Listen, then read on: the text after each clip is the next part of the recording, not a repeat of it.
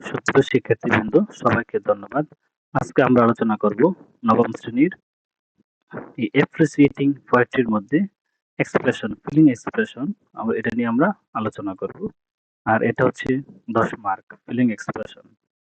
যদি আমরা স্যাম্পলের মধ্যে দেখি, যে সিলেবাসে প্রদত্ত যে স্যাম্পল, এটা যদি আমরা একটু দেখি,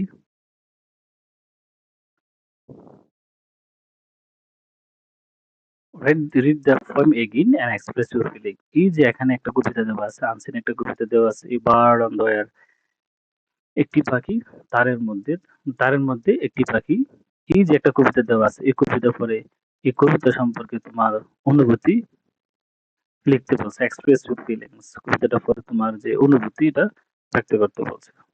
চলো আমরা কিভাবে এক্সপ্রেশন লিখতে হয় আমরা একটু দেখি।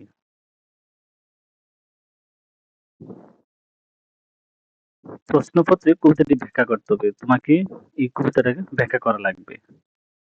কবিতাটি কয়েকবার মনোযোগ দিয়ে পড়তে হবে, তাহলে তোমাকে প্রথমেই কয়েকবার কবিতাটিকে মনোযোগ দিয়ে পড়া লাগবে। বিষয়বস্তু সম্পর্কে একটি ভালো নিয়ে বর্ণনা প্রদান করে, ভালোভাবে তোমাকে বর্ণনা প্রদান করতে হবে এবং তা খুব সহজ ভাষায় সাবলীল ভাবে এবং ছোট আকারে উপস্থাপন করতে হবে। এই যে কবিতাটা মনোযোগ দিয়ে পড়বা, এই কবিতাটা মনোযোগ দিয়ে পড়ার পরে এই কবিতা সম্পর্কে তোমার ভালোভাবে খুব সহজ সরল সাবলীল ভাবে ছোট আকারে উপস্থাপন করতে হবে। নিজের মতামত, কবিতা থেকে নিজের মতামত স্পষ্টভাবে কবির ধারণার সাথে মিল রেখে, কবি যে কবিতা লিখেছেন কবির ধারণার সাথে তোমার ধারণার মিল রেখে উপস্থাপন করতে হবে।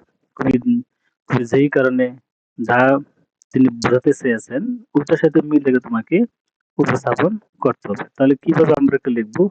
তাহলে কবিতায় কৌশল, এক্সপ্রেশন লেখার যে কৌশল, কবিতায় তোমার ভাবনা উপস্থাপন করতে হবে। এই কবিতার মধ্যে তোমার যে ভাবনাটা আছে এটা উপস্থাপন করতে হবে। প্রথমে তোমাকে মেইন পয়েন্ট গুলো বাছাই করতে হবে। একটা কবিতার মধ্যে যে মেইন পয়েন্ট গুলো আছে এই পয়েন্ট গুলো তোমাকে বাছাই করতে হবে।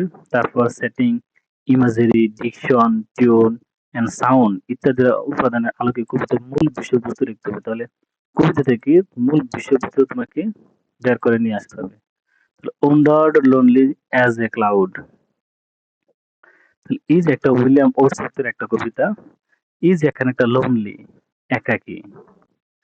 তারপর যদি আমরা মেইন পয়েন্টস গুলো যদি খুঁজে বের করি, ড্যাফোডিলস, ব্রিজ, ড্যান্সিং, ফ্লাটারিং,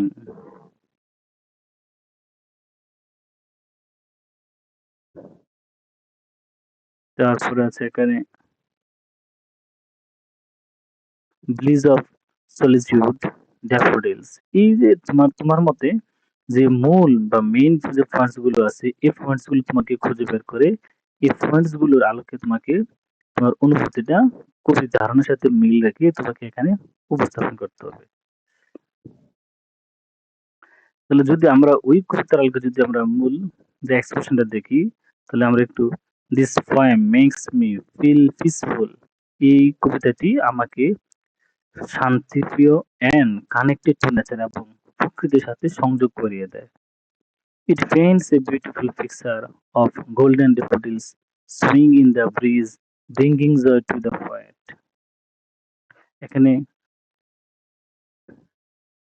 কবির যে মনের ভাব, এই সুন্দর একটি ছবি এঁকেছেন, মনের ভাব নিয়ে সুন্দর একটা ছবি আঁকানো হয়েছে এবং যেটি bringing joy to the poet, কবির মনে আনন্দ এনে দিয়েছিল।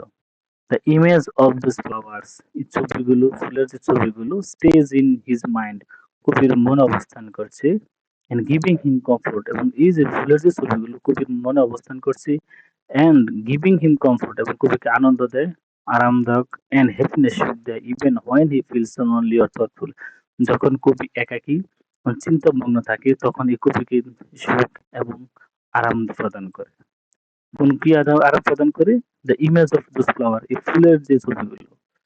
দ্য আইডিয়া অফ ফাইন্ডিং জয়, এই আনন্দ খুঁজে বেড়ার যে খুঁজে খোঁজানো, আনন্দ খোঁজার যে ধারণা, ইন স্মল মোমেন্টস, ছোট মুহূর্তগুলো, এন্ড মেমোরি, যে স্মৃতিগুলো, ফিলস কামিং এন্ড আপলিফটিং, এগুলো কি কবিকে শান্ত করে এবং কবিকে সুখ দেয়। এই যে ছোট ছোট যে মুহূর্তগুলো এবং স্মৃতিগুলো কবিকে সান্ত্বনা দেয়। তাহলে এই যে এক্সপ্রেশনটা, এই এক্সপ্রেশন লিখতে হলে আমাকে এই কবিতাটাকে ভালোভাবে আমার মনোযোগ দিয়ে পড়তে হবে। যদি কবিতাটা ভালোভাবে মনোযোগ দিয়ে পড়ি তাহলে মূল যে কয়েকটা পয়েন্ট ৫-৬টা বা ৭-৮টা মেইন পয়েন্টস গুলো আমাকে প্রথমে সিলেক্ট করতে হবে। এই মেইন পয়েন্ট সিলেক্ট করার পরে এই মেইন পয়েন্ট থেকে এই মেইন পয়েন্ট গুলো নিয়েই আমাকে একটি ব্যাখ্যা প্রদান করতে হবে এবং ওই ব্যাখ্যাটা কবির ধারণার সাথে, কবির মনের সাথে, কবি যা বোঝাতে চেয়েছেন ওটার সাথে মিল রেখে আমাকে লিখতে হবে।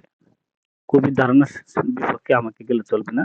কবি যেই ধারণা পোষণ করেছেন ওই ধারণার মিল রেখে আমার কি অনুভূতি, এই কবিতা সম্পর্কে আমার কি অনুভূতি এটা আমি এখানে লিখব। ধন্যবাদ সবাইকে এতক্ষণ সাথে থাকার জন্য। আসসালামু আলাইকুম।